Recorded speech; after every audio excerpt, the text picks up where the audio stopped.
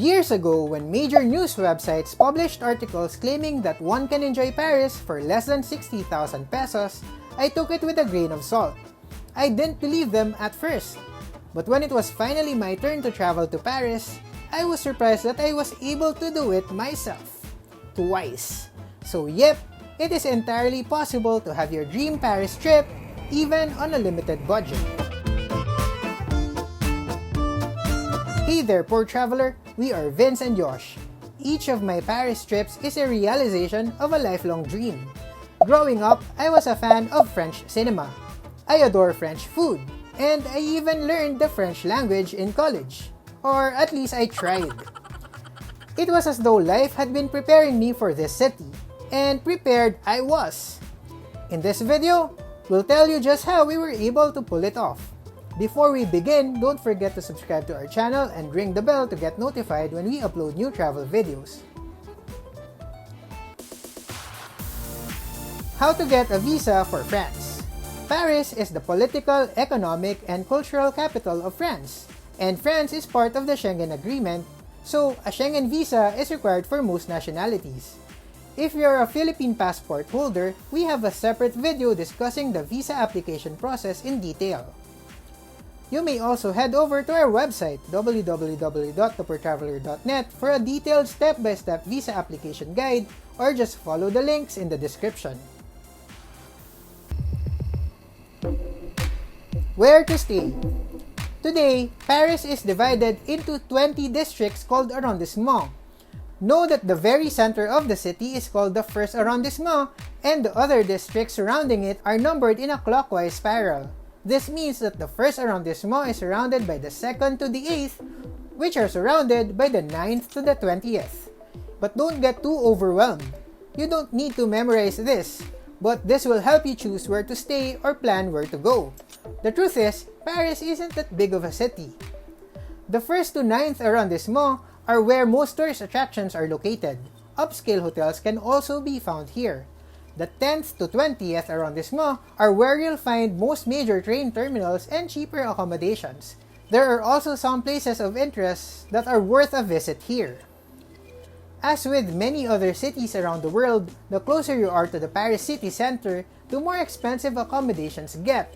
Even the properties listed on Airbnb can be pricey depending on the location. In Paris, there's a high concentration of budget hotels and hostels in the areas near the 18th, 12th, 13th, and 11th arrondissement.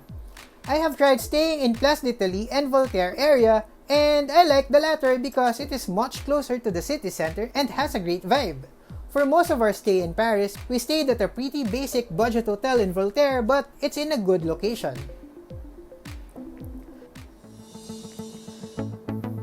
How to get to Paris?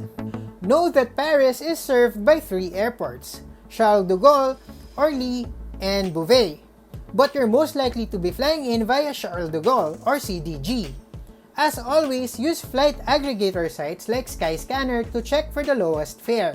Should there be any connecting flight, make sure that the incoming and outgoing flights are using the same airport.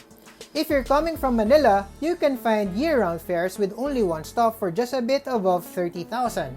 Others offer less but take too many plane changes. You can also find cheaper fares during seat sales. When I was planning my second trip, I saw fares for less than 29,000 pesos, but it was gone by the time I was issued a visa. But it proves that finding fares for less than 30,000 is completely possible. You just need to be patient and book in advance. CDG has 3 terminals, with Terminal 3 situated between 1 and 2. Confusing, I know. And only Terminals 2 and 3 have train stations. The cheapest and fastest way to get to the city center from the airport is the RERB or Blue train line that makes a stop at both Terminal 2 and Terminal 3. You can buy one-way ticket to the city center for roughly 10 euro. The ticket machine accepts only euro coins or chip-enabled credit cards. If you don't have either, find the manned ticket booths to your right. You can buy a ticket here, or you can buy a Navigo pass, which I will explain in the next section just about now. Navigo Week Pass. If you're arriving in Paris on a Monday, Tuesday, or Wednesday by plane, it would be good to purchase a Navigo Découverte a card that will allow you unlimited rides to the metro, RER trains, trams, and buses for a week. It's a good buy because the fare from the airport to the city center alone is around 10 euro. And so round trip is around 20 euro.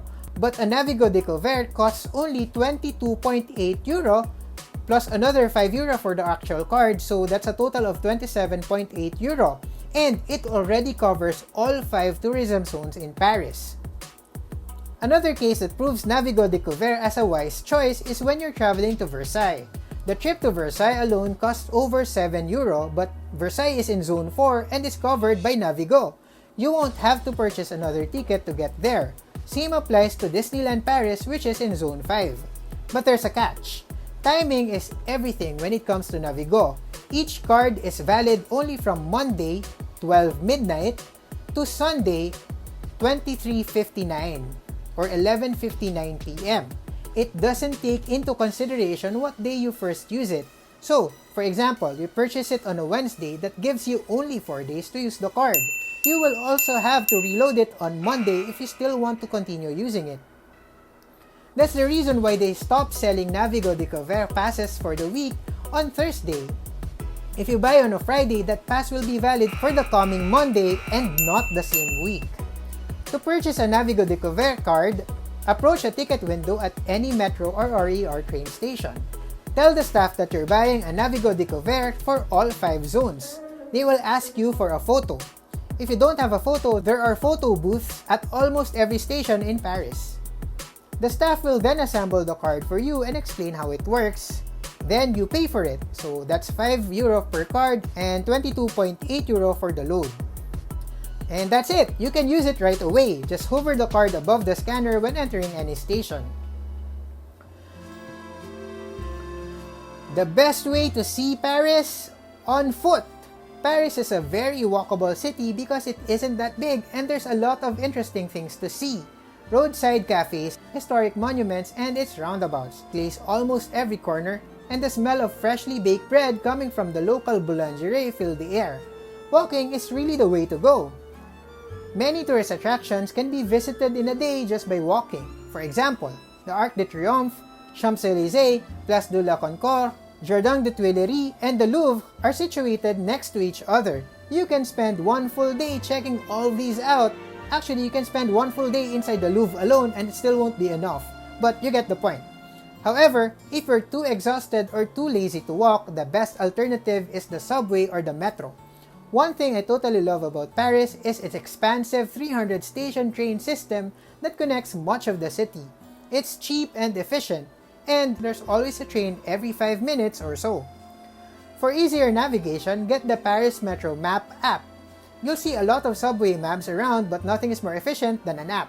I personally prefer this app because it's free, has a built-in map, and has route recommendations. It can detect the station nearest you, and all you need to do is enter the name of your destination and it will suggest 2 routes. The simplest route with the fewest train changes and the fastest route. If you don't know the name of the station you are in, you can enter the name of the tourist attraction nearest you and it will display the metro station closest to it. Once you're in Paris, it's actually pretty easy to find an attraction that is cheap or even free. This, and even this are all free. And those that usually charge visitors can also be accessed free of charge if your timing is right. For example, access to Versailles is free on the first Sunday of every month from November to March, but expect to see bigger crowds here. For their free schedules, just check with the museum you intend to visit. If you plan on visiting at least 3 museums, consider getting the Paris Museum Pass, which costs 52 euro for 2 days or 66 euro for 4 days. It's a bargain when you consider the individual entrance fees. But if you're not a big museum junkie and you're only interested in Versailles and the Louvre, well, skip this and just buy individual tickets. The best way to save on food is to buy from the grocery, supermarket, or cheap food stalls and just eat it at your hotel. Some rooms are equipped with a microwave so you can heat your food. For example, we stumbled upon a store selling a whole chicken for only 5 euro. Another thing that we found is because there's a Marks and Spencer store downstairs, so we're lucky there's a nearby store. So this is barbecue chicken drumsticks. This one costs 3.5 euro, and it's 5 pieces for 3.5 euro. So I think this is a bargain. I'm pretty sure you're still gonna find like way cheaper options in other grocery stores. Should you wish to eat out and experience some of Paris's restaurants, do so for lunch, not for dinner. Lunch is much cheaper. A meal at a cheap restaurant plays within the 10 to 12 euro range, drinks not yet included.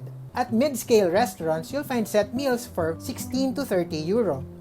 But if you can afford it, splurge sometimes. Treat yourself sometimes. Allow yourself to enjoy some things even when it costs more. Have a taste of escargot or macarons.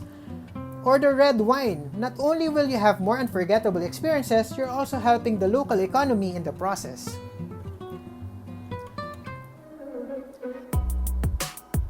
The worst way to lose money when you're traveling is by falling victim to a scam.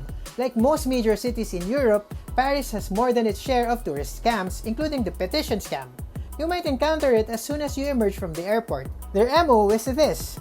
Someone, often pretending to be deaf-mute, approaches you and asks you to sign a petition. While you're busy signing, someone else is busy stealing your wallet or phone. The trick is, the petition is usually on a clipboard, which blocks your view of the item they want to steal. Sometimes they don't pick pockets, but they force tourists into paying them money by revealing that the petition is actually a donation pledge. Also watch out for the string bracelet scam, most common at the staircase leading to the Sacré-Cœur Basilica in Montmartre, but they can also be found in other touristy places. Their goal is to wrap a string bracelet around your wrist and force you to pay an excessive amount for it. How they get to tie the string varies. Sometimes they tell you it's for free or that it's a gift. Sometimes they ask you for a high five, but most of the time they tell you they're gonna show you a magic trick. Another is the shell game scam, which will tempt you to bet on one of the free shells or cups that you think contains the pea or ball. You'll see many of them at the park behind the Eiffel Tower and the street that connects it to the Trocadero viewing deck. It's rigged! If you see someone else winning, they're probably an accomplice. There's so much to experience in the City of Light and Love, so we'll just create a separate video for them. If you don't want to miss that, hit the subscribe button and the bell icon to get notified when it's up. If you need more information about traveling around Paris, you'll find a comprehensive travel guide with a sample itinerary on our website, www.thepoortraveler.net, or check out the links in the description. If you have questions, make good use of the comment section below. You can also follow us on Instagram, TikTok, Facebook, Twitter, and YouTube. Just look for @ThePoorTraveler. You may also tune in to the Poor Traveler podcast on Spotify. That's all for now. Remember, plan smart, travel safe, and make every trip worth it.